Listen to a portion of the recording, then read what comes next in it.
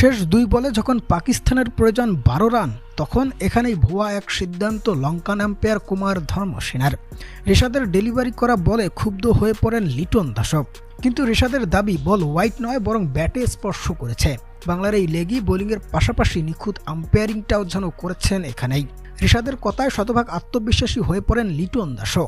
দ্রুত মেহেদী হাসান মিরাজকে জানান রিভিউ নিতে। আর মিরাজের রিভিউ নিয়ে দেখে এবার ক্ষুব্ধ ব্যাটিং প্রান্তে থাকা শাহিন শাহ আফ্রিদি তেরে গিয়ে বিতর্কে জড়ান আম্পায়ারের সাথে।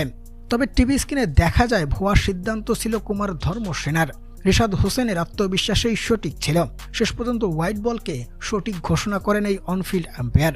আর এখানেই ম্যাচ জয়ের পুরো আশা ভরসা যেন শেষ হয়ে যায় পাকিস্তানের, এবং ১১ রানের ব্যবধানে সিরিজ জয় চূড়ান্ত করে বাংলার টাইগার ক্রিকেটাররা।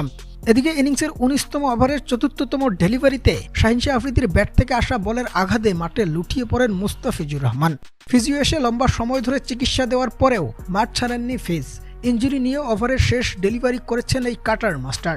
আর সেখানেই উইকেট তুলে নিয়েছেন হারিস রাউফের, এবং এই উইকেটেই টাইগারদের জয় পাওয়ার রাস্তাটা আরও সুগম করে তুলেছে। আর শেষ পর্যন্ত ২-১ ব্যবধানে সিরিজের চ্যাম্পিয়ন দল হয়েছে বাংলাদেশ।